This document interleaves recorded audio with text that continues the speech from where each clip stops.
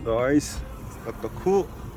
We're on W203 AC, not holding charge, not holding vacuum issue. So we've dropped the dashboard, removed the evaporator, and now here is where things get a little bit weird.